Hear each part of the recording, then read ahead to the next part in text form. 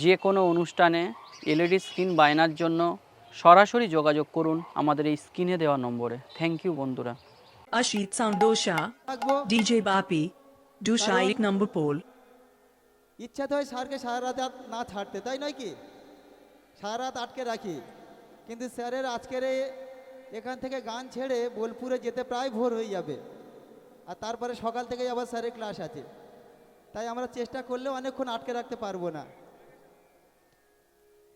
সবাই সুযোগ পেয়েছে, ক্যামেরাম্যানও প্রচুর এসছে, সত্যি ভালো লাগছে এত ক্যামেরাম্যান এসছে দেখে। সবাই ভাই পজিশন নেবেন, কারোর কোনো সমস্যা যাতে না হয়। অনেক বড় জায়গা, আরও বেশি জায়গার জন্য এদিকে ফাঁকাও রেখেছি যদি প্রয়োজন হয়। এখনও মাঠে অনেকটা জায়গা আছে, সবাই হাত পা ছাড়িয়ে বসুন, কোনো সমস্যা নেই। স্যার 4টি ঘন্টা আমাদেরকে উপহার দেবেন আশা করছি, আর অনেক ভালো ভালো কথা শুনবো আজকের দিনে। আর সময় বাড়াবো না, বিশেষ করে এই গানটা যার উদ্দেশ্যে দেওয়া, আমার স্ত্রীর মনের বাসনা ছিল এই মন্দিরে একটা হরিনামের দল দেওয়া, আমার ছেলেটা হলে আর কি। তা সেই ছেলে হয়েছে, ছেলের বয়স এখন 7+। তা সেই হরিনাম দিতে গিয়েই আমার স্যারের পেছনে দৌড়াতে দৌড়াতে 6.5 বছর পার হয়ে গেল। তো স্যার আমাকে কথা দিয়েছিলেন লকডাউনে এসে, লাস্ট কথা দিয়েছিলেন, মাঠ দেখে গিয়ে বলেছিলেন হ্যাঁ এখানে করা যাবে। তো সেই লকডাউনের পর থেকে এই পর্যন্ত ডেট পেতে আমার মানে মাথাটা অনেকটা শুকনো হয়ে গিয়েছে। ওনার ভগ্নিপতি আমার সঙ্গেই ঘুরে, মুখার্জি এখানে আছেন, মুখার্জিকে আমি ডেকে নেবো অবশ্য স্টেজে আমাকে হেল্প করার জন্য। প্রতি সপ্তাহে ফোন করতাম, সেইভাবে ফোন করতে করতে করতে করতে স্যার অনেকটা বিরক্ত হয়ে গিয়ে আমাকে ডেট দিয়েছেন আর কি, পিছন ছাড়েনি। হ্যাঁ বিরক্ত বলতে হয় তো, প্রতি সপ্তাহে যদি খোঁচা মারি কী হবে, তাই নয় কি? তো এটা গেল এই দিকের কথা। আর সত্যি কথা বলতে কি, ভগবানের নাম গান করার কথা ভাবা উচিত নয়, প্রচণ্ড কষ্ট হয়। আমাদের এত দুঃসাহস যে আমার স্ত্রী কেন হরিনাম দেবে বলেছিল, আমার এখন সত্যিই কান্না পাচ্ছে। ভগবানের নাম গানে এত কষ্ট আছে, ভাবা যায় না। এই গ্রামের মানুষ আমার উদ্যোগ দেখে সবাই ঝাঁপিয়ে পড়েছে, প্রত্যেকেই ঝাঁপিয়ে পড়েছে এই হরিবাসরটা দেখে। এটা কোনো প্রতিষ্ঠিত হরিবাসর নয়, শুধু একটা হরিনামের দল দেবো এটাই আমার কথা ছিল, কিন্তু মানুষ আমার পাশে ঝড়ের মতন চলে এসছে। তো তাদের সেই উদ্যোগকে আমি প্রণাম জানাই। তারা চাইছে আগামী দিনে হরিবাসর বাঁচুক হোক, কিন্তু জানি না কতদিন এই আবেগ থাকবে। হরি কথা কৃষ্ণ কথা অত সোজা নয়, আমি একটু এই যুক্ত হয়েই বুঝতে পারলাম। অনেক ধরনের অনুষ্ঠান করেছি, এই অনুষ্ঠান আমি কোনোদিন করিনি, এই প্রথম আমার জীবনে এই পদক্ষেপ নেওয়া। সবাই আছে, আমার কাকা ঠাকুরদা ভাইপো বৌমা কাকিমা বৌদি সবাই পাশে এসছে ঝড়ের মতন। সকালে আপনারা যারা দেখেছেন এত সহযোগিতা আমার করেছে, এই গ্রামের কাছে আমি চিরকৃতজ্ঞ। নীলকণ্ঠপুর গ্রাম তথা আশেপাশের গ্রাম, ওদের অনুরোধে আরও 2টো দল করা হয়েছে, অমরনাথ অধিকারী, রূপালী শ্রী। স্যারের পরে 2জনে গাইবেন। স্যারের পরিচয় কিচ্ছু দেওয়ার নেই, সারা বিশ্বের মানুষ জানেন স্যার কি, উনি কি জানেন না জানেন আমার কিচ্ছু বলার নেই। এখন আমরা স্যারের কীর্তনে ফিরে আসব। জয় নিতাই।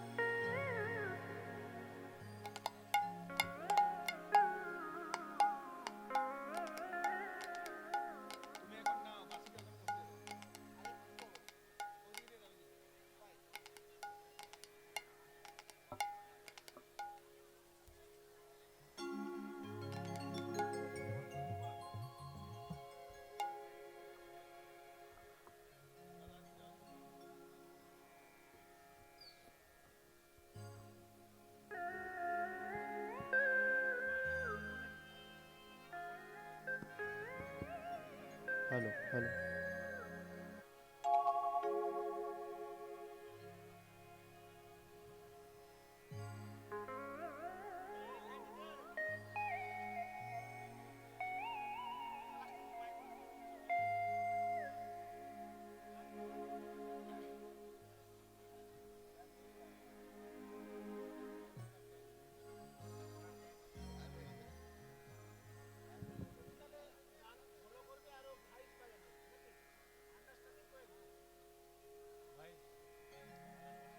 জানিতাই জানিতাই নিতাই গৌর হরি বল হরি বল, নিতাই গৌর হরি বল হরি বল, জানিতাই জানিতাই জানিতাই নিতাই গৌর হরি বল হরি বল হরি বল হরি বল, জানিতাই জানিতাই নিতাই গৌর হরি বল হরি বল। দেখে নাও, দেখে নাও।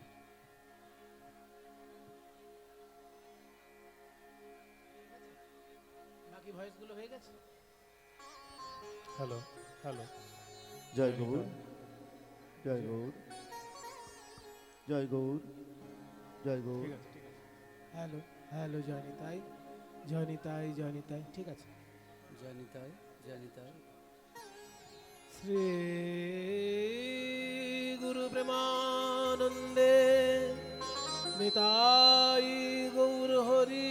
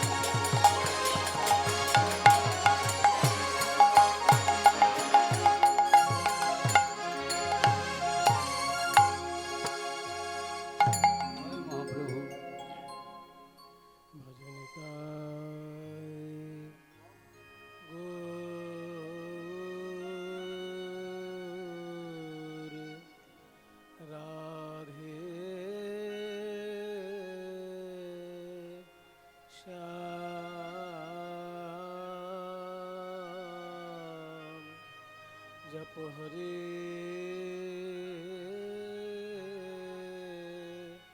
কৃষ্ণ হরে রাম ভজ নিতাই গৌর রাধে শ্যাম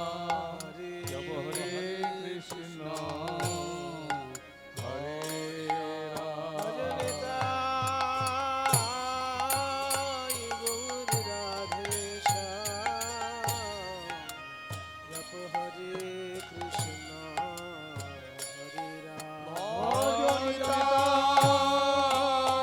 গৌর রাধে শ্যাম জপ হরে কৃষ্ণ হরে রাম ভজ নিতাই গৌর রাধে শ্যাম জপ হরে কৃষ্ণ হরে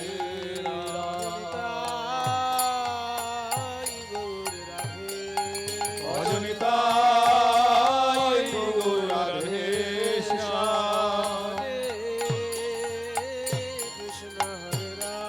জপ হরে কৃষ্ণ হরে রাম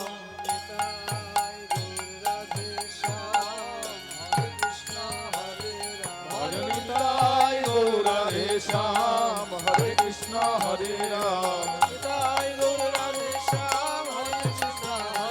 ভজ নিতাই গৌর রাধে শ্যাম হরে কৃষ্ণ হরে রাম ভজ নিতাই গৌর রাধে শ্যাম হরে কৃষ্ণ হরে রাম নিতাই গৌর রাধে শ্যাম হরে কৃষ্ণ হরে রাম নিতাই গৌর রাধে শ্যাম হরে কৃষ্ণ হরে রাম নিতাই গৌর রাধে শ্যাম হরে কৃষ্ণ হরে রাম নিতাই গৌর রাধে শ্যাম হরে কৃষ্ণ হরে রাম নিতাই গৌর রাধে শ্যাম হরে কৃষ্ণ হরে রাম জয় নিত্যানন্দ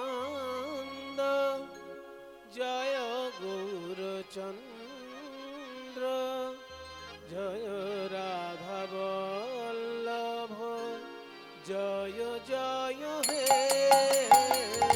জয় নিত্যানন্দ জয় গৌরচন্দ্র জয় রাধা বল্লভ জয় জয় হে জয় নিত্যানন্দ জয় গৌরচন্দ্র জয় রাধা বল্লভ জয় জয় হে চিন্তামণি ধাম শ্রী বৃন্দাবন পরম সুখদয় জয় জয় হে চিন্তামণি ধাম শ্রী বৃন্দাবন পরম সুখদয় জয় জয় হে নিত্যানন্দ জয় গৌরচন্দ্র জয় রাধা বল্লভ জয় জয় হে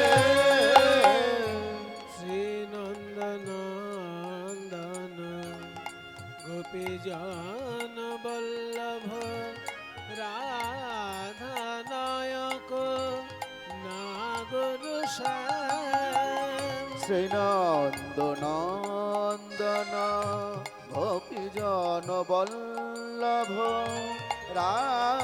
রাধানায়ক নাগর শ্যাম সচিনন্দন নদিয়া পুরন্দর সচিনন্দন নদিয়া পুরন্দর সুরনর মনি মন মোহন জয় নিত্যানন্দ জয় গৌরচন্দ্র জয় রাধা বল্লভ জয় জয় হে জয় নিত্যানন্দ জয় গৌরচন্দ্র জয় রাধা বল্লভ জয়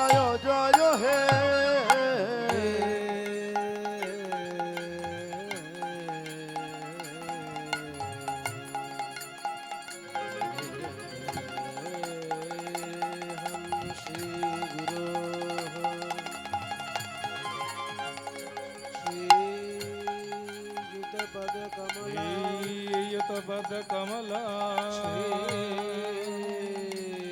गुरून्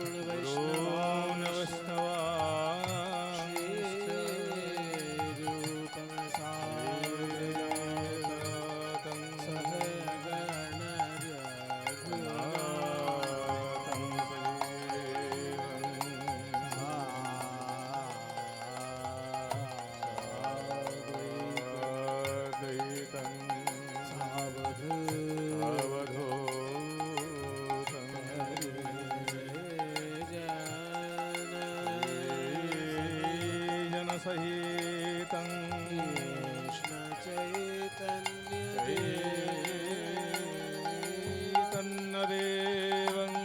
श्रीराधा कृष्णपादं सह गणललितं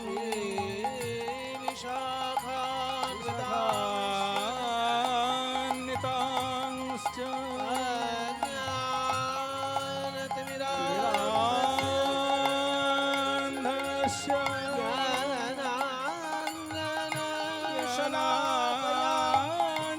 शलाकया चक्षुरुन्मीलितं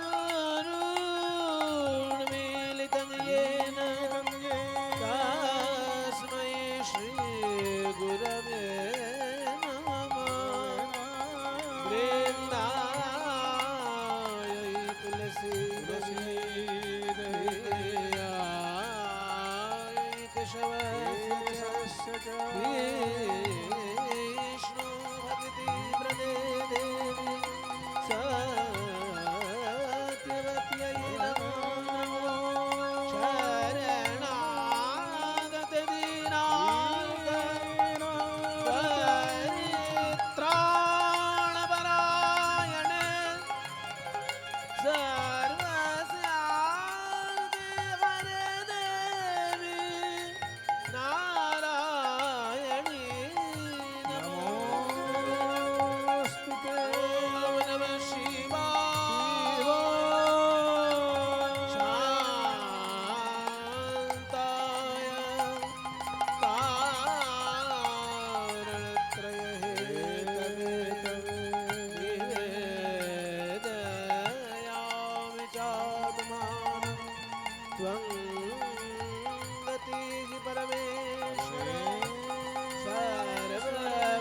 सर्वब्राह्मणेभ्यो नमः सर्ववैष्णवेभ्यो नमः पितृमातृचरणेभ्यो नमो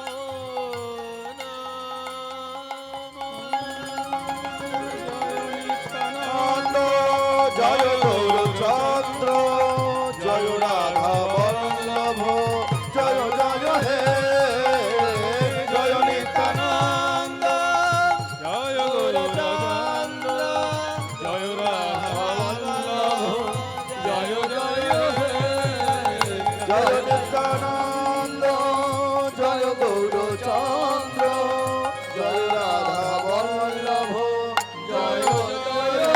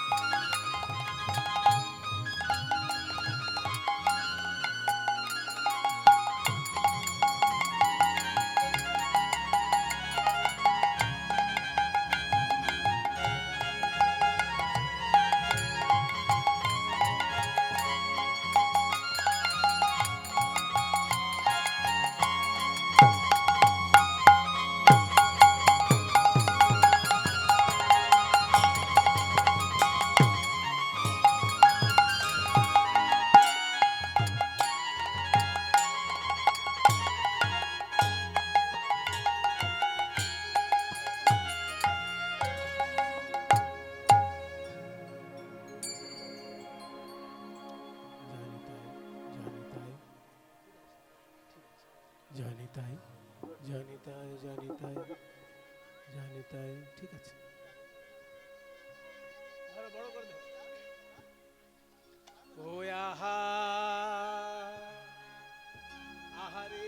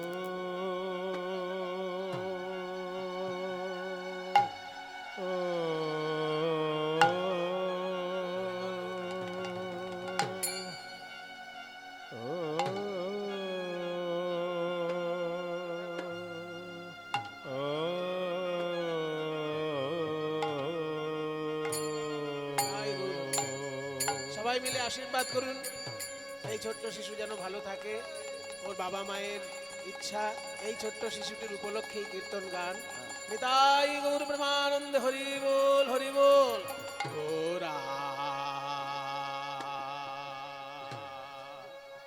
গোরা দ্বিজ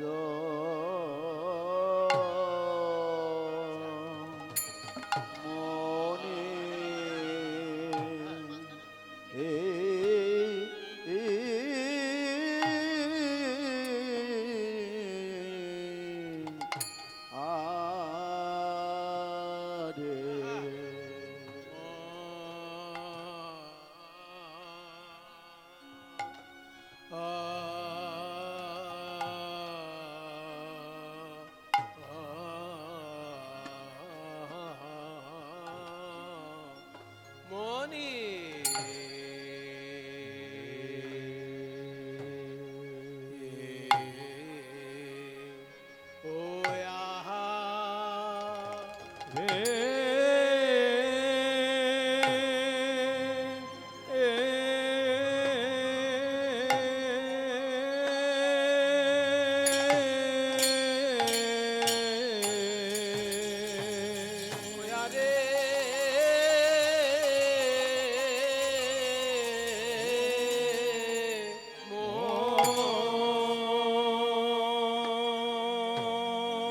আরে মোর আরে মোর হরি বল প্রভু আমার পুরবের ভাবে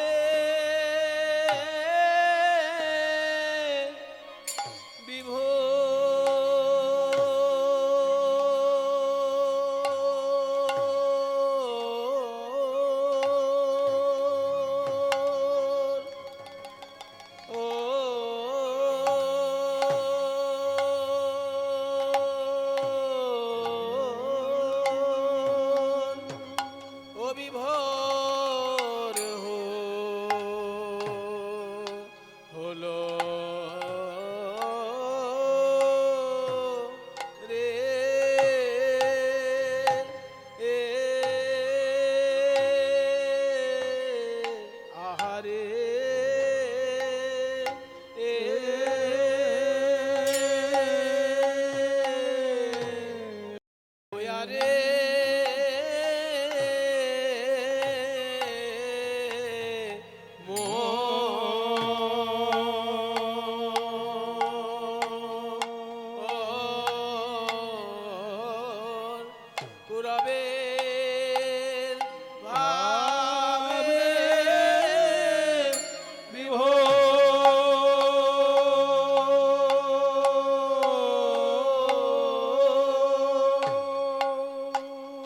ভাবে বিভোর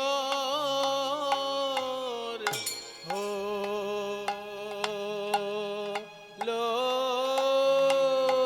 রে ভাব নিধি আর রাধে ভাব নিধি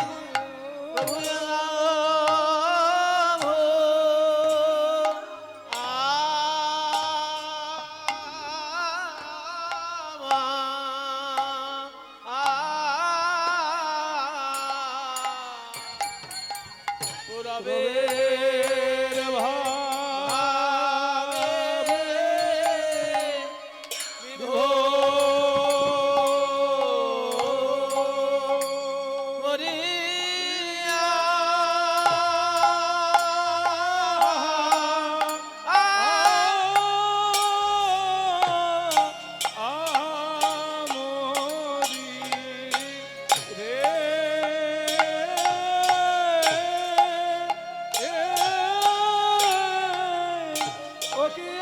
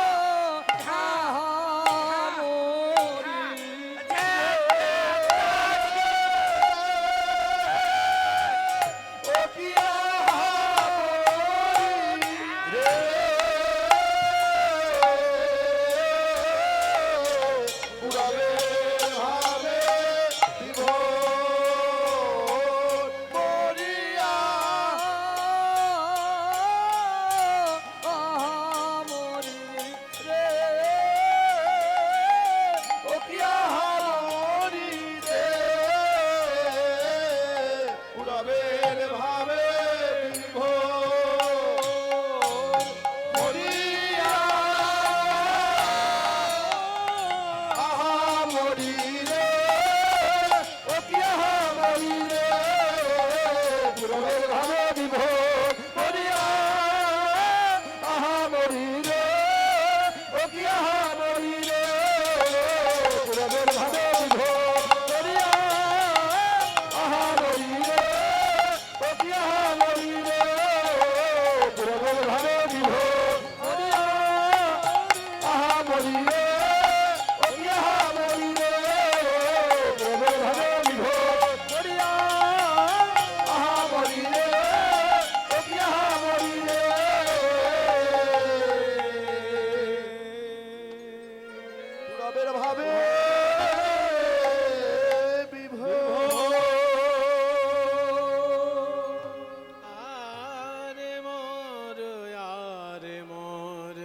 দ্বিজমণি গোরা দ্বিজমণি নাথ হানাথ বলি নাথ বলি লুটায় ধরনে লুটায়ে ধরণী নাথ নাথ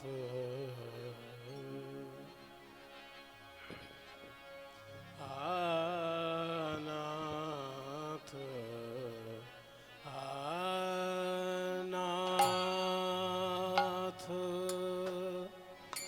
বলি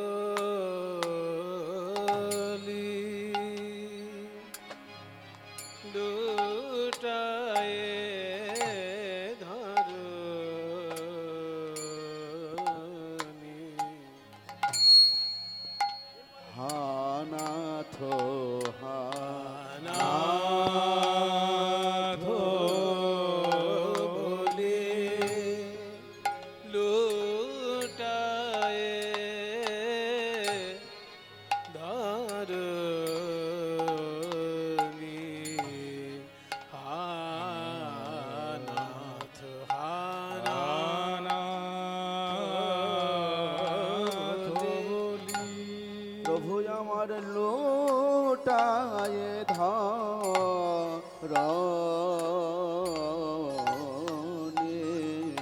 আরে মোর আরে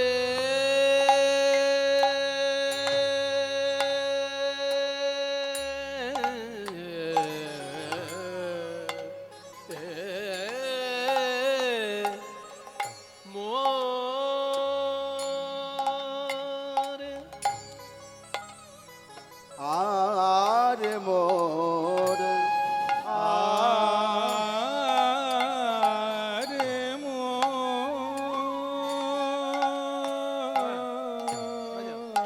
দেখে নাও মোর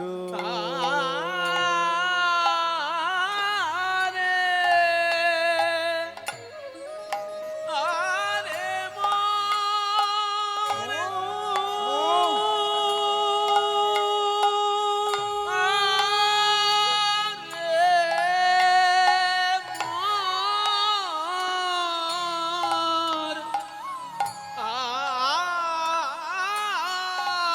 আরে মোর আরে মোর আরে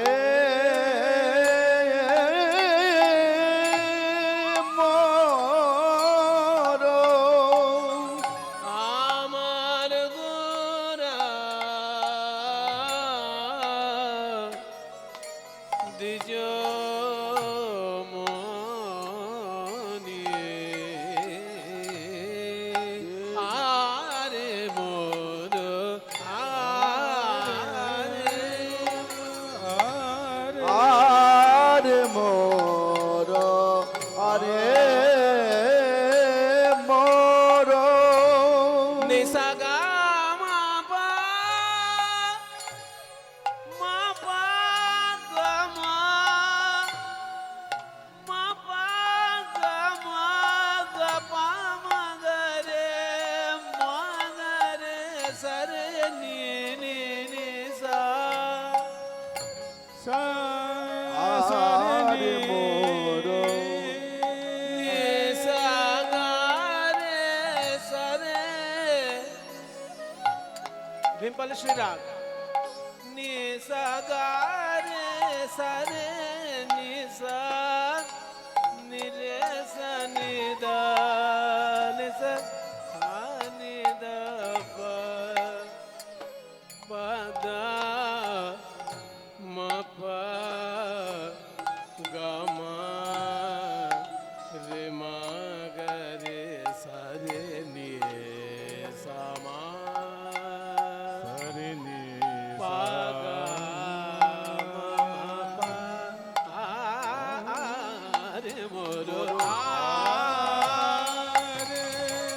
আরে মোর আরে মোর আমার গোরা দ্বিজ মনি আরে মোর আরে মোর আমার গোরা দ্বিজ মনি হানাথ হানাথ বলি লুটায়ে ধরনি লুটায়ে ধরনি লুটায়ে ধরো ভেসে যায় ভেসে যায় ভেসে যায় ভেসে যায় বলি নয়ন ধারায় গোরা রায় ভেসে যায় ভেসে যায় বলি নয়ন ধারায় গোরা রায় ভেসে যায় ভেসে যায় নয়ন ধারায় গোরা রায় ভেসে যায় ভেসে যায় বলি নয়ন ধারায় গোরা রায় ভেসে যায় ভেসে যায় নয়ন ধারায় গোরা রায় ভেসে যায় ভেসে যায় বলি নয়ন ধারায় গোরা রায় ভেসে যায় ভেসে যায় নয়ন ধারায় গোরা রায় পুরা রবের ভাবে বিভোর হয়ে ওগো নয়ন ধারায় গোরারায়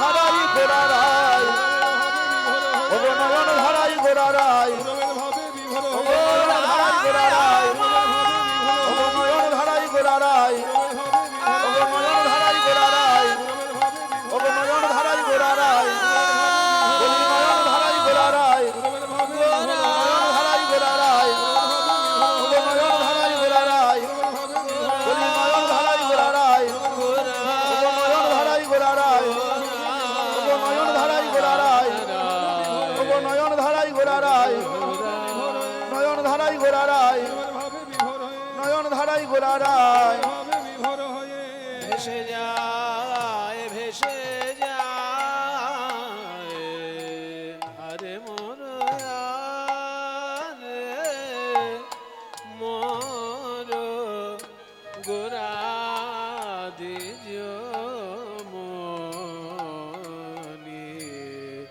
আরে মোর আরে মোর গোরা দিজ মনি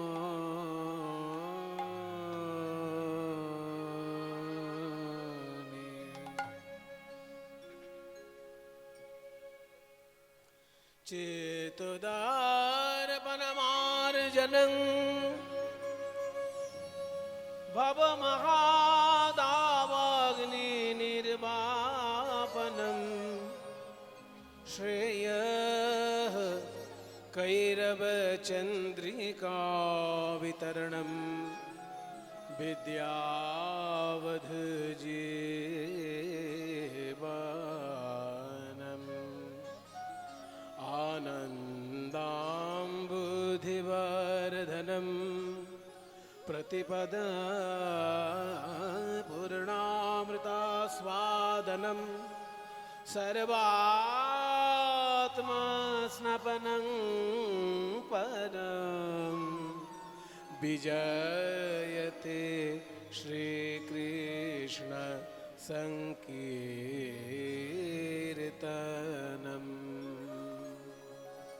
নিতাই গৌর হরি বল। সকল গৌর গোবিন্দ অনুরাগী ভক্তবৃন্দ সবার শ্রীচরণে আমার কোটি কোটি দণ্ডবত প্রণাম। আজ আমরা সকলে সমবেত হয়েছি এত সুন্দর একটি মন্দির প্রাঙ্গণে। সামনেই রয়েছে দুষ্টের দলন শিষ্টের পালন, ভগবানের এই যে নীতি, দুষ্টের দলন আর শিষ্টের পালন, সেই রূপটা পুরোপুরি যার মধ্যে ফুটে ওঠে সেই অবতার হচ্ছেন নরসিংহদেব। সেই নরসিংহ বা নৃসিংহ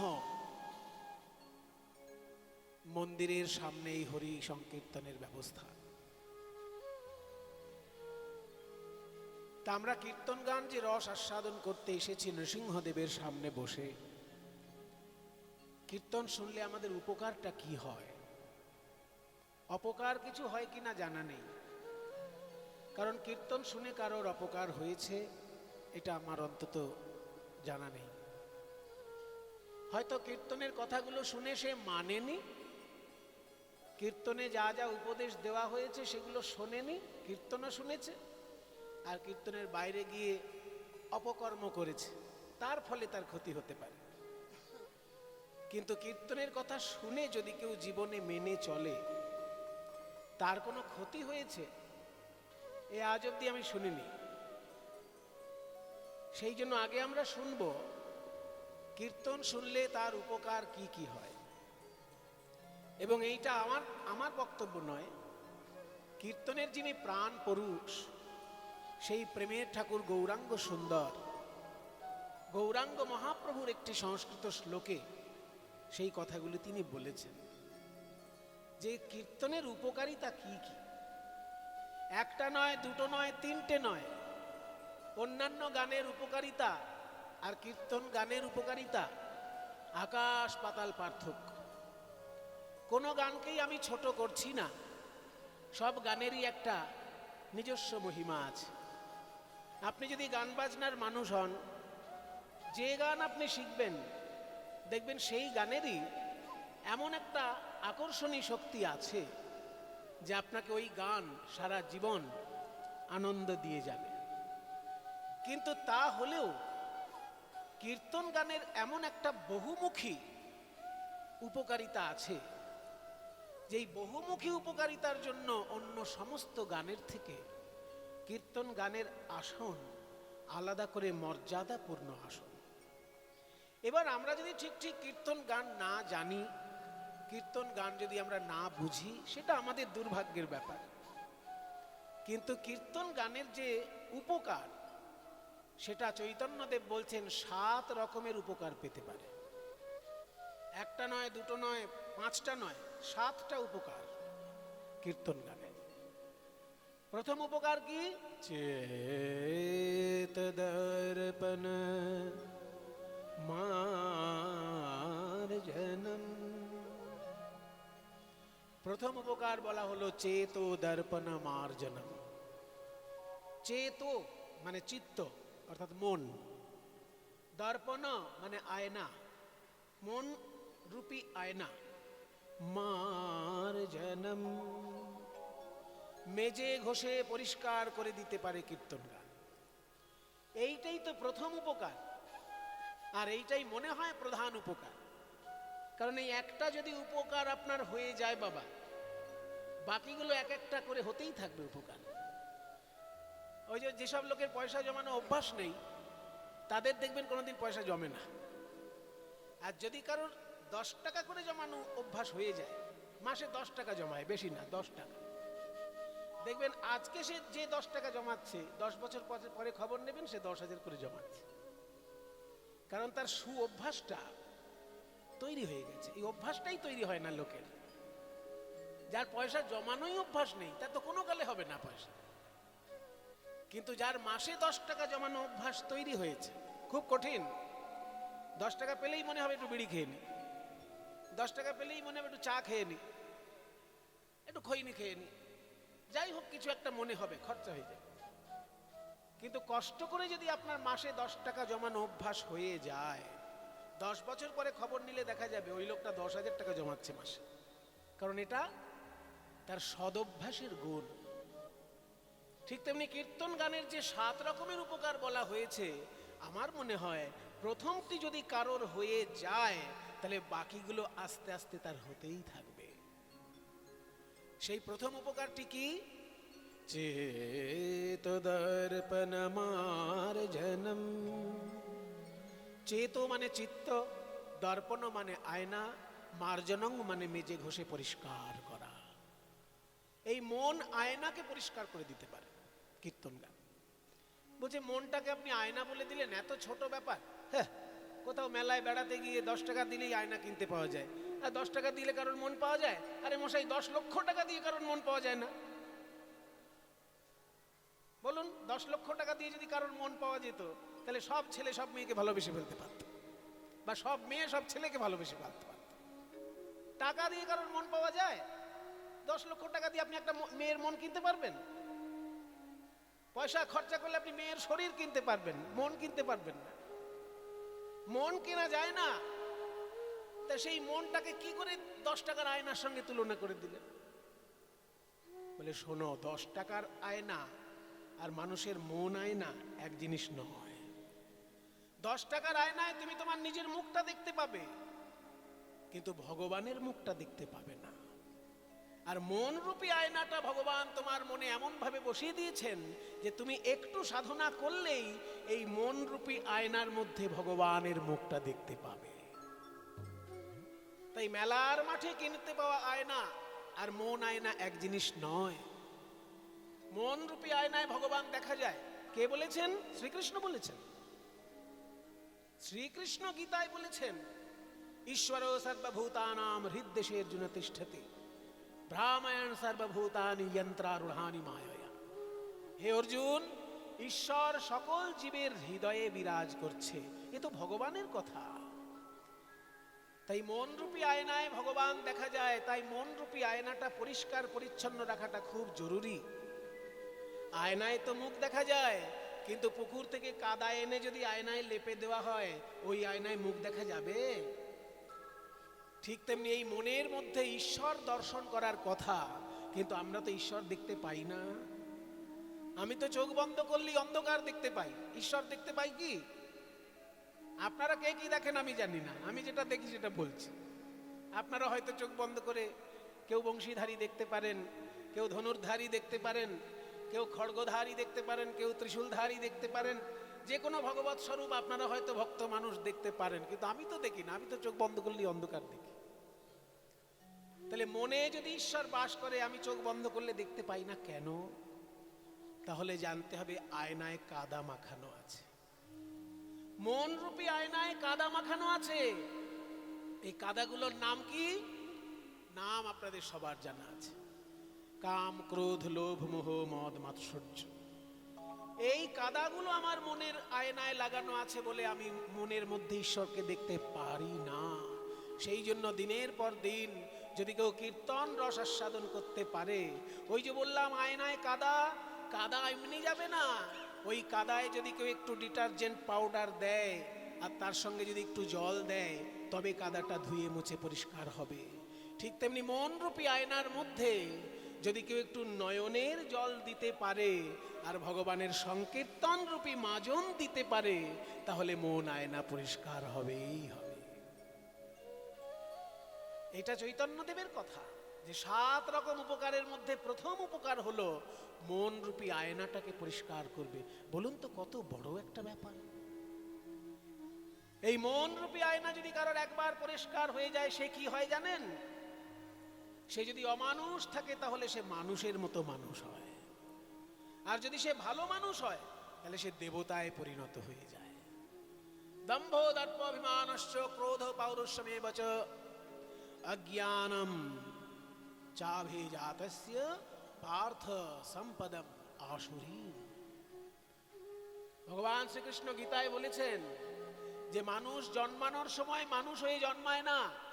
এত কাঁচা বাংলায় উনি বলেননি, উনি একটু কঠিন ভাবে বলেছেন। আমরা সাধারণ বাঙালি একটু কাঁচা বাংলা ব্যবহার করি মাত্র। গরুর বাচ্চা গরু হয়েই জন্মায়, ছাগলের বাচ্চা ছাগল হয়েই জন্মায়, কিন্তু মানুষের বাচ্চা মানুষ হয়ে জন্মায় না। পশুর মতো একটা শরীর নিয়ে সে জন্মায় মাত্র। মানুষ হতে গেলে তাকে অনেক কাঠ খড় পোড়াতে হয়। তাই জন্য ভগবান বলছেন যে মানুষ অসুর স্বভাব নিয়ে জন্মায়। জন্মানোর সময়ই মানুষের অসুরের স্বভাব থাকে, এটা তার জন্মগত স্বভাব, অসুরত্ব। অসুরের স্বভাবটা যদি দূর করতে পারে তবে সে মানুষের মতো মানুষ হবে। ব্যাপারটা বুঝে নিন ভালো করে।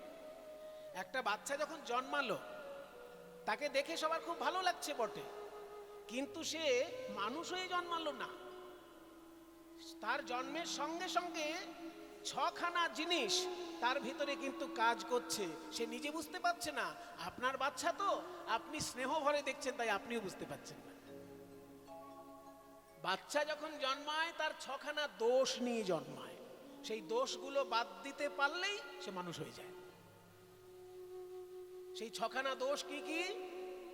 ভগবান বলছেন দম্ভ, দর্প, অভিমান, ক্রোধ, নিষ্ঠুরতা এবং অজ্ঞান। এগুলো কাউকে শিখাতে হয় না। মশা যদি আপনার গায়ে বসে, কাউকে শিখাতে হয় মশাটা মারো তো বাবা?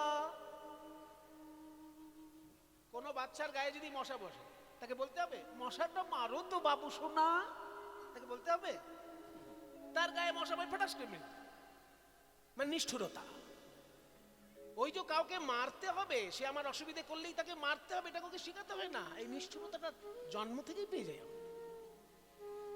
তাই দম্ভ, দর্প, অভিমান জেনে নিন এগুলো। কেন এগুলো গীতা মানুষ পড়ে কিন্তু জীবনে গ্রহণ করতে পারে না, ওই জন্য বারবার শুনতে হয়।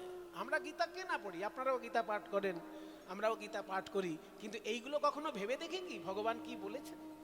এইগুলো আমাদের ভেবে দেখতে হবে তো। বলছে অসুর স্বভাব নিয়েই মানুষ জন্মায়। 6টি অসুর স্বভাব কি কি? দম্ভ, দর্প, অভিমান, ক্রোধ, পারস্য এবং অজ্ঞান। পারস্য মানে নিষ্ঠুরতা, ওই মশা মারা দিয়ে উদাহরণ দিলাম। দম্ভ মানে, দম্ভ আর দর্প কাছাকাছি। দম্ভ আর দর্প দুটোই অহংকারের প্রতিশব্দ। বলছে দম্ভ আর দর্প আর অভিমান। ক্রোধ মানে রাগ, পারস্য মানে নিষ্ঠুরতা, জ্ঞানতা, এগুলো নিয়ে মানুষ জন্মায়। যখন সেই বাচ্চাটা আস্তে আস্তে স্কুলে যাচ্ছে, একটু একটু করে জ্ঞান হচ্ছে, তার মানে অজ্ঞানটা তার কমে আসছে। অজ্ঞান যেটা নিয়ে জন্মেছিল সেই অজ্ঞানটা কমে আসছে, তার জ্ঞান উদয় হচ্ছে যখন স্কুলে যাচ্ছে, একটু একটু করে মানুষ হচ্ছে। তাহলে স্কুলে যখন গেল, অজ্ঞানতা দূর হয়ে তার জ্ঞান আসলো, তার মানে 6টি দোষের মধ্যে একটা দোষ তার কমতে থাকলো। কিন্তু স্কুলে যাওয়া মানেই সে মানুষ হয়ে যাবে না। স্কুলে গেলে 6টি দোষের মধ্যে একটা দোষ তার কমছে,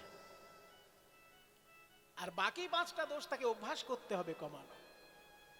এগুলো যদি কমে যায়, তাহলে সে পশু থেকে মানুষ হলো বা অসুর থেকে মানুষ হলো। এবার মানুষ থেকে যদি কেউ দেবতা হতে চায়, তাকে আবার 26টি গুণ অর্জন করতে হবে। ভগবান শ্রীকৃষ্ণ গীতায় বলেছে 26টি গুণ অর্জন করতে হবে তাকে। কাজে অত সহজ জিনিস নয়। ওই যে বলছে অভয়ং সত্য সংশুদ্ধির জ্ঞান যোগে ব্যবস্থিত দানম দমশ্চ যজ্ঞশ্চ স্বাধ্যায়স্ত পার্জবম অহিংসা সত্যম অক্রোধস্ত্যাপ শান্তিরপৈশুনম দয়াভূতেষু অলুপ্তম মার্দম ধীর চাপলম তেজ ক্ষমা ধৃতে শৌচমদ্রোহ নাতিমানিতা ভবন্তি সম্পদম দৈবীম চাভিজাতস্য ভারত। এইগুলো আপনারা সবাই বাড়িতে যাবেন, গিয়ে গীতাটা খুলে দেখবেন একটু। সব বিশ্লেষণ করতে গেলে শুধু বিশ্লেষণই হবে, আর অন্য কিছু হবে না। আমাকে তো একটা পালাও গাইতে হবে, আমাকে একটু একটু লীলা রস আস্বাদনও করতে হবে। সেই জন্য আপনাদেরকে একটু ঘরের কাজ দিয়ে দিলাম। বাড়িতে যাবেন, শ্রীমদ্ ভগবত গীতা যদি থাকে, অনুবাদযুক্ত গীতা যেন থাকে। শুধু সংস্কৃত শ্লোক থাকলে আপনারা পড়তে পারবেন, কিন্তু মানে কিছু বুঝবেন না। সেই জন্য আজকাল অনুবাদযুক্ত খুব অল্প পয়সায় গীতা কিনতে পাওয়া যায়। অনুবাদযুক্ত গীতা কিনবেন, গীতা কিনে দেখবেন 16 নম্বর অধ্যায়টা খুঁজবেন। আমি যে কথাগুলো বললাম এগুলো 16 নম্বর অধ্যায়ে পেয়ে যাবেন। আমি বেশি বিশ্লেষণে যাচ্ছি না, শুধু মাইনাসগুলো বললাম, প্লাসগুলো বললাম না। প্লাসগুলো খুঁজে বার করার দায়িত্ব আপনাদেরকে দিলাম। যে জীবন থেকে কি কি মাইনাস করতে হবে সেটা আমি বলে দিলাম। এবার প্লাস কি কি করতে হবে সেটা আপনারা বাড়িতে গিয়ে গীতা একটু চর্চা করে দেখুন। সারা গীতা পড়তে যাবেন না, মাথা খারাপ হয়ে যাবে 16 নম্বর অধ্যায়টা শুধু। কারণ গীতায় এত তত্ত্ব আছে, আপনি একদিন কেন 1 মাসেও হজম করতে পারবেন না সমস্ত তত্ত্ব যদি হজম করতে চান। ওই জন্য এক একটা বার এক একটা জিনিস হজম করুন। শুধু 16 নম্বর অধ্যায়টা একবার হজম করুন, তাহলেই জীবন ধন্য হয়ে যাবে। তাতে দেখবেন ভগবান বলছেন যে মানুষ যে সম্পত্তি মনে করে, তার আসল সম্পত্তি কি? আমরা সম্পত্তি মনে করি কি? 2 বিঘে জমি, 2 লাখ টাকা, 200 গ্রাম সোনার গয়না, কি 2খানা ফ্ল্যাট, 2খানা বাড়ি, এগুলো আমরা সম্পত্তি মনে করি। কিন্তু ভগবান বলছেন যে সম্পত্তি দুজনের কাছে 2 রকমের। দেবতাদের কাছে সম্পত্তি 1, আর অসুরদের কাছে সম্পত্তি 1। দেবতাদের সম্পত্তি হচ্ছে 26টা, আর অসুরদের সম্পত্তি হচ্ছে 6টি। অসুররা যেটাকে সম্পত্তি মনে করে, মানুষের পক্ষে সেগুলো ক্ষতিকর। ওই জন্য মানুষের সেই সম্পত্তিগুলো এড়িয়ে যাওয়া দরকার। সেগুলো কি? অসুর যাকে সম্পত্তি বলে মনে করে সেটা হচ্ছে দম্ভ, দর্প, অভিমান, ক্রোধ, পারস্য এবং অজ্ঞান। এগুলো অসুরের সম্পত্তি। দৈবাসুর সম্পদ বিভাগ যোগ অধ্যায়টার নাম হচ্ছে দৈবাসুর সম্পদ বিভাগ যোগ। মানে দেবতাদের সম্পদ কি কি আর অসুরদের সম্পদ কি কি, এটা ভগবান বলেছেন গীতায়। যে অসুররা যেটাকে সম্পদ বলে মনে করে, মনে করুন আমি যদি একজন পার্টির লিডার হই, কিছু মনে করবেন না, আমি যদি একটা দেশের নেতা হই, তা আমি যদি সবসময় মিনমিনে স্বভাবের থাকি, তাহলে বিদেশের নেতার সঙ্গে আমি কি লড়াই করতে পারবো? ওই জন্য আমার ভিতরে দম্ভ, দর্প, অভিমান এগুলো কাজ করতেই হবে। ওই জন্য সবার পক্ষে সবকিছু নয়। তুমি যদি অসুর প্রকৃতির মানুষ হও, তাহলে তোমার যেগুলো সম্পত্তি সেটা হচ্ছে দম্ভ, দর্প, অভিমান, ক্রোধ, নিষ্ঠুরতা এবং অজ্ঞান। নিষ্ঠুরতা যদি না থাকে একটা লিডারের মধ্যে, সে লিডার হতে পারবে? লিডারের মধ্যে নিষ্ঠুরতা থাকা চাই, লিডারের মধ্যে অহংকার থাকা চাই, তবে সে লিডার হতে পারবে। এক কথায় অসুর স্বভাবের লোক না হলে লিডার হতে পারবে না। ওই জন্য ভগবান শ্রীকৃষ্ণ গীতায় বলছেন যে অসুরদের সম্পত্তি বলে যেটা মনে করে সেটা হচ্ছে দম্ভ, দর্প, অভিমান, ক্রোধ, নিষ্ঠুরতা এবং অজ্ঞান। তুমি যদি মানুষের মতো মানুষ হতে চাও, তাহলে ওই ছয়টি বৈশিষ্ট্য জীবন থেকে বাদ দাও, তবে তুমি মানুষের মতো মানুষ হতে পারবে। এবার যদি মানুষ থেকে দেবতা হতে চাও, মানুষ তো সবসময় উন্নতি চায়। যে মাধ্যমিক পাশ করে যায় সে তো চাইবে আমি উচ্চ মাধ্যমিক পাশ করব। উচ্চ মাধ্যমিক পাশ যে করবে সে চাইবে আমি বিএ পাশ করব। যে বিএ পাশ করবে সে চাইবে আমি এমএ পাশ করব। উন্নতি চায় মানুষ। তাই অসুর থেকে আগে মানুষ হও, তারপর মানুষ থেকে দেবতা হও। দেবতা যদি হয়ে যেতে পারো তাহলেই তোমার এই জীবন ধন্য হয়ে গেল।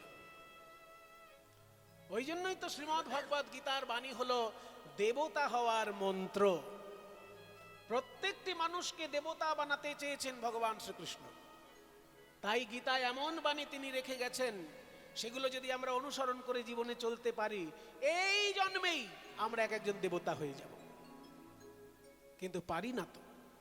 ওই যে বললাম, এই 6টা জিনিস বাদ দিতে পারি জীবন থেকে? যদি পারি অমনি মানুষ হলাম। জন্মের সময় আমি 6খানা দোষ নিয়ে জন্মেছি, সেই দোষগুলো যদি জীবন থেকে বাদ যায় তবে তো মানুষ হব।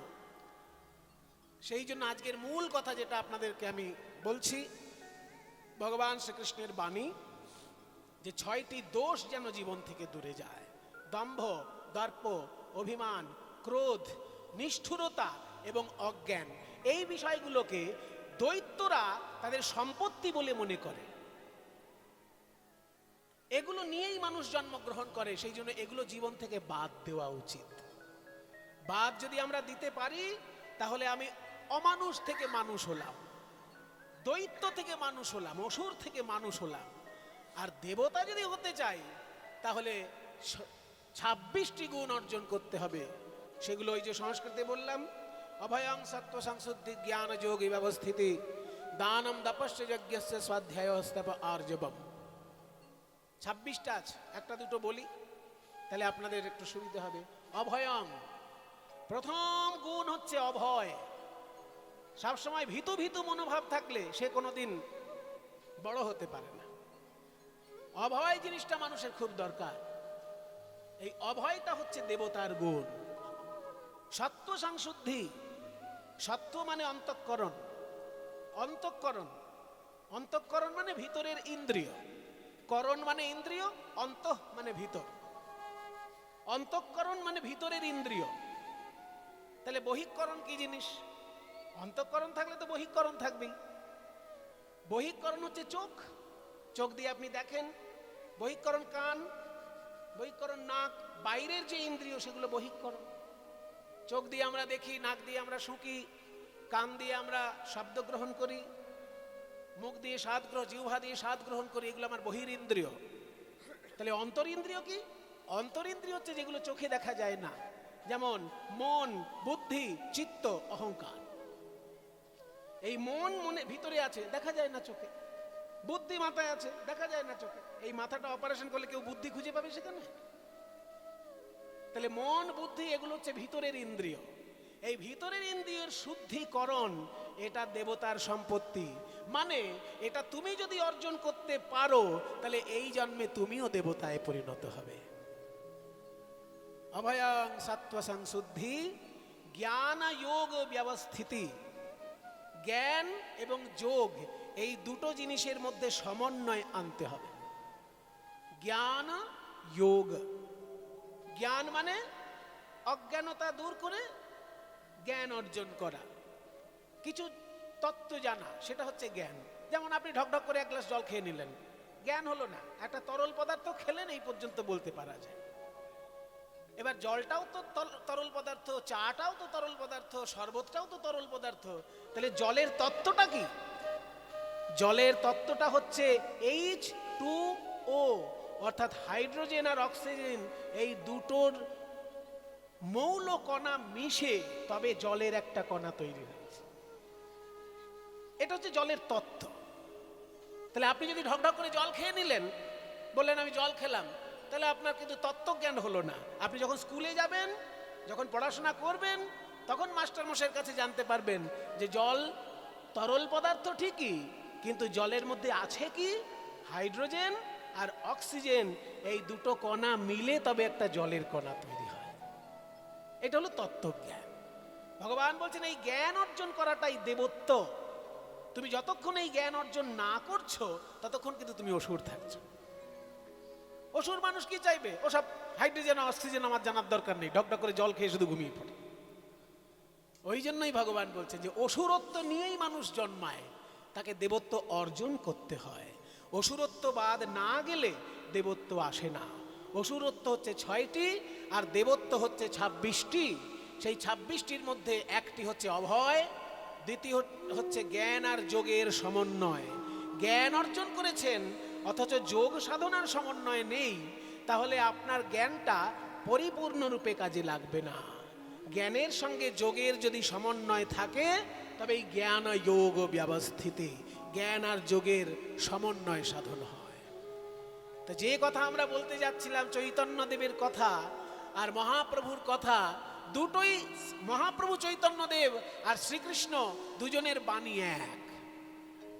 চৈতন্য মহাপ্রভু বলছেন কীর্তনের উপকারিতা হলো চিত্ত দর্পণকে মার্জন করা, আর শ্রীকৃষ্ণ দেখুন 16 নম্বর অধ্যায়ে বলছেন অজ্ঞানং সত্ত্ব সংশুদ্ধি। সত্ত্ব মানে অন্তঃকরণ, মন বুদ্ধি চিত্ত, সংশুদ্ধি মানে এর শুদ্ধিকরণ দরকার, সম্যক রূপে শুদ্ধিকরণ দরকার, তবে তুমি মানুষ থেকে দেবতা হবে। সবাই একটু হাত জোড় করুন, আমরা একটু ভগবানের কাছে প্রার্থনা করি আমাদের মনটা যেন পরিষ্কার পরিচ্ছন্ন হয়ে যায়। সবাই মিলে হাত জোড় করে বসুন। তুমি নির্মল কর মঙ্গল করে মলিন মর্ম মুছায়ে। তুমি নির্মল কর মঙ্গল করে মলিন মর্ম মুছায়ে। সবাই মিলে হাত জোড় করে বসুন। এইগুলো গান নয়, এগুলো বাংলায় লেখা কিন্তু মন্ত্র। মন্ত্র যদি সংস্কৃতে লেখা হয় সেটা তো পুরাণের শ্লোক বা বেদের মন্ত্র সংস্কৃতে লেখা। এগুলো বাংলায় লেখা হলেও এর কার্যকারিতাটা মন্ত্রের কাজ। সেই জন্য বাংলা মন্ত্র বলা যায় এই গানগুলোকে। এগুলো এমন তত্ত্বে পরিপূর্ণ যে আমাদের এগুলো বললে মন পরিষ্কার হয়ে যাবে। তুমি নির্মল করো মঙ্গল করে, তোমার মঙ্গলময় দুটি হাত দিয়ে হে ভগবান নির্মল করো, পরিষ্কার পরিচ্ছন্ন করে দাও। কোনটা পরিষ্কার করবে? মলিন মর্ম। মলিন মানে ময়লা, মর্ম মানে অন্তঃকরণ। অন্তঃকরণ সেটা আপনি মন বলতে পারেন, চিত্ত বলতে পারেন, বুদ্ধি বলতে পারেন, ভিতরে যা যা থাকে যেগুলো চোখে দেখা যায় না কিন্তু আমার ইন্দ্রিয়, এইগুলোকে পরিষ্কার করে দাও। নির্মল কর মঙ্গল করে মলিন মর্ম মুছায়ে। তুমি নির্মল কর মঙ্গল করে মলিন মর্ম মুছায়ে। তব পুণ্য কিরণ দিয়ে যাক মোর মোহ কালে মা ঘুচায়ে। মলিন মর্ম মুছায়ে। তুমি নির্মল কর মঙ্গল করে মলিন মর্ম মুছায়ে। তুমি নির্মল করো, আমি পারলাম না, আমি চেষ্টা করিনি তা নয়। যখন বাচ্চা ছেলেকে অঙ্ক দেয় মা, এই খোকা দেখি স্কুলে কেমন পড়া করছিস, একটু অঙ্কটা করতো বাবা, এমন কঠিন অঙ্ক দিল ছেলে আর পারলো না। অনেক চেষ্টা করেছে কিন্তু পারেনি। শেষকালে মাকে বলে না, মা আমি অনেক চেষ্টা করেছি, অঙ্ক মিলছে না কিছুতেই, তুমি করে দাও এবার। তেমনি হে ভগবান, আমি অনেক চেষ্টা করেছি আমার মনটা পরিষ্কার করার, বহু কীর্তন শুনেছি, বহু শাস্ত্র পড়েছি, বহু সাধুসঙ্গ করেছি, কিন্তু হচ্ছে না কিছুতেই। তাই শেষকালে তোমার কাছে এসেছি, তুমি করে দাও। নির্মল করো মঙ্গল করে, মলিন মর্ম মুছায়। তব পুণ্য কিরণ, মানে তোমার ওই পবিত্র আলো দিয়ে যাক মোর মোহ কালিমা ঘুচায়। আমার মোহরূপী অন্ধকার, মোহরূপী কালো অন্ধকার ঘুচিয়ে দিয়ে যাক তোমার ওই পবিত্র আলো। তব পুণ্য কিরণ দিয়ে যাক মোর মোহ কালিমা ঘুচায়, মলিন মর্ম মুছায়। তুমি নির্মল করো মঙ্গল করে, মলিন মর্ম মুছায়। লক্ষ শূন্য লক্ষ বাসনা ছুটিছে গভীর আধারে, জানি না কখন ডুবে যাবে কোন অকুল গরল পাথারে। লক্ষ শূন্য লক্ষ বাসনা ছুটিছে গভীর আধারে, জানি না কখন ডুবে যাবে কোন অকুল গরল পাথারে। হে ভগবান,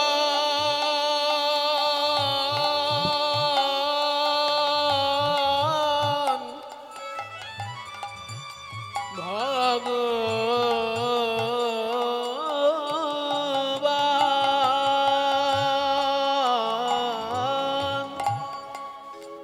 ওহে দয়াময়,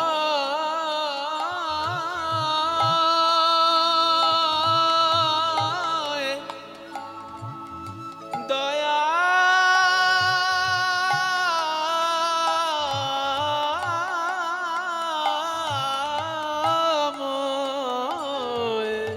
লক্ষ শূন্য লক্ষ বাসনা ছুটিছে গভীর আধারে, জানি না কখন ডুবে যাবে কোন অকুল গরল পাথারে। কি সুন্দর কথাগুলি বাবা বলছে। লক্ষ শূন্য লক্ষ বাসনা, এতদিন আমি চেষ্টা করতে পারিনি আমার মনটাকে পরিষ্কার করার। কেন জানো? লক্ষ লক্ষ কামনা বাসনা আমাকে গভীর অন্ধকারে ছুটিয়ে নিয়ে বেরিয়েছে। লক্ষ শূন্য মানে উদ্দেশ্যবিহীন। মায়েরা, লক্ষ্য বানান কি? ল কয় মধ্যেনের সঙ্গে খিও লক্ষ্য। এই লক্ষ্য মানে হচ্ছে 100,000। আর যদি জিজ্ঞাসা করা হয় আমার দিকে লক্ষ্য করুন বা তোমার জীবনের লক্ষ্য কি, এই লক্ষ্যটা বানান কি হবে? ওখানে কি শুধু খিও হবে? ওখানে খিওর সঙ্গে একটা জ ফল হবে।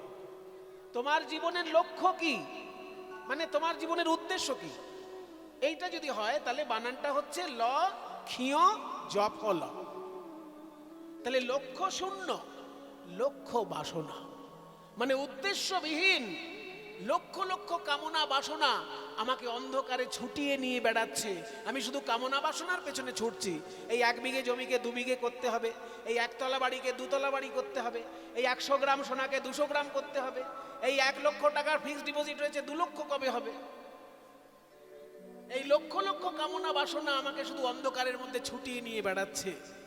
জানি না কোন সময় আমাকে পাপের গর্তের মধ্যে নিয়ে গিয়ে ফেলবে, জানি না কখন ডুবে যাবে কোন অকুল গরল পাথারে।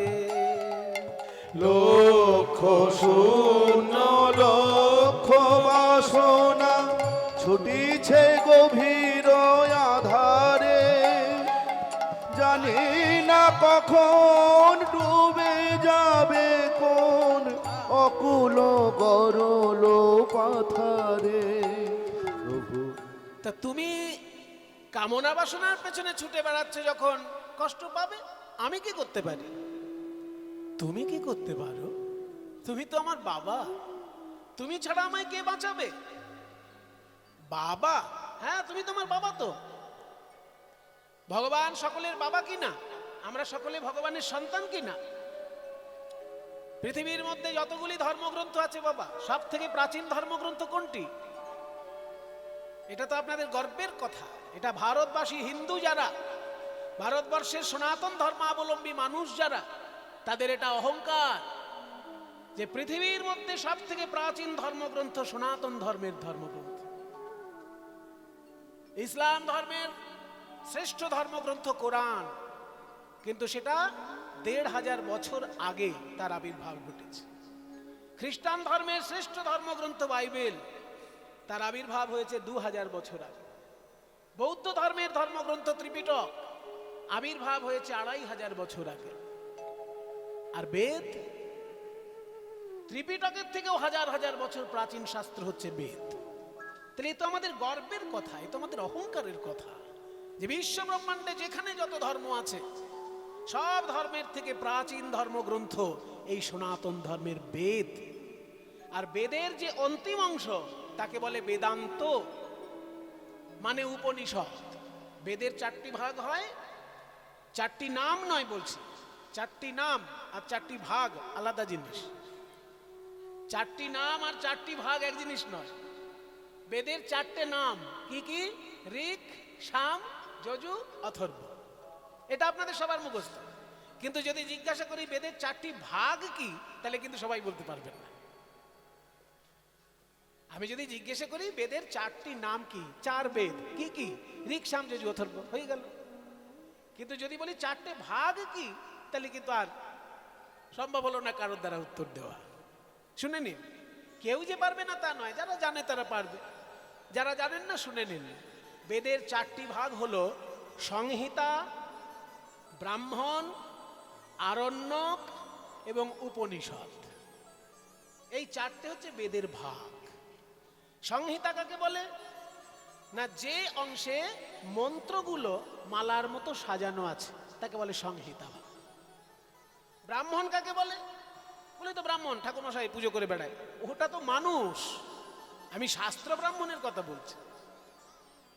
যারা পুজো করেন জাতিতে ব্রাহ্মণ, সেটা মানুষের কথা বলছেন। কিন্তু বইপত্রের নামও ব্রাহ্মণ আছে। বেদের একটা অংশের নাম ব্রাহ্মণ, সেটা বই। সেই ব্রাহ্মণটা কাকে বলে না? যার মধ্যে যাগযজ্ঞের নিয়মের ব্যাপারগুলো লেখা থাকে, সেটাকে বলে ব্রাহ্মণ ভাগ। সংহিতা ভাগ, ব্রাহ্মণ ভাগ।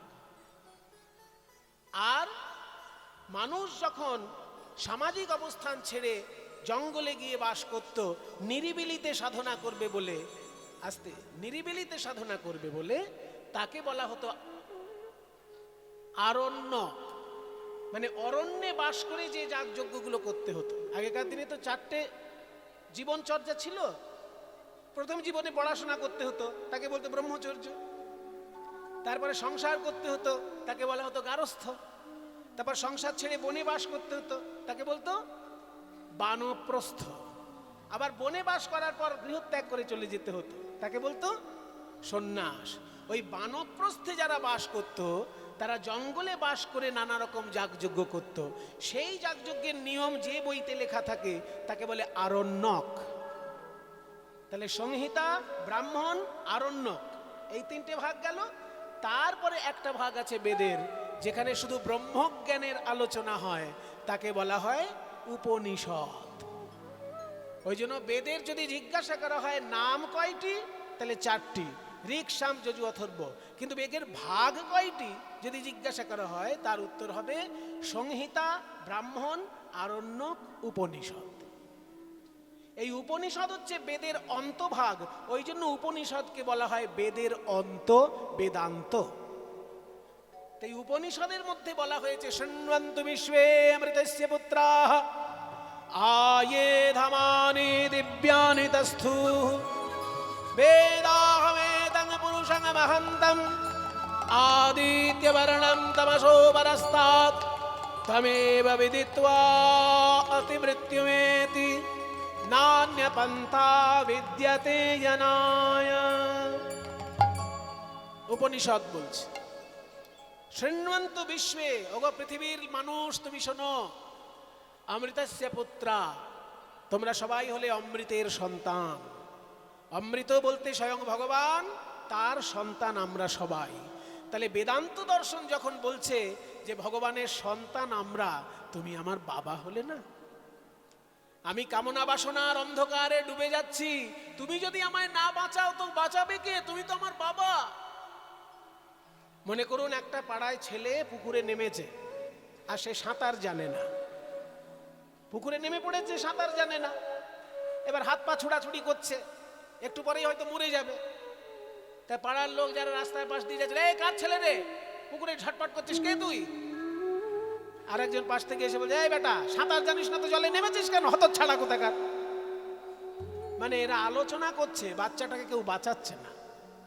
কিন্তু যে বাচ্চাটি পুকুরে নেমে পড়েছে সাঁতার না জেনে, তার বাবা যদি পাশ থেকে যায়, সে কি তখন আলোচনায় অংশগ্রহণ করবে? সে তাড়াতাড়ি পুকুরে নেমে পড়ে আগে বাচ্চাটাকে বাঁচাবে। ঠিক তেমনি হে ভগবান, এই সংসারের কাল চক্রে পড়ে কামনা বাসনার পিছনে ছুটতে ছুটতে আমি পথ হারিয়ে ফেলেছি। আমাকে দেখে সাধু সন্ন্যাসীরা হয়তো হাসতে পারে, কিন্তু তুমি তো আমার বাবা, তুমি তো আর হাসবে না, তুমি আমায় রক্ষা করবে। প্রভু বিশ্ব বিপদ হন্তা, তুমি দাঁড়াও রুধিয়া পন্থা, তব শ্রীচরণ তলে নিয়ে এসো মোর মর্ত বাসনা ঘোচা।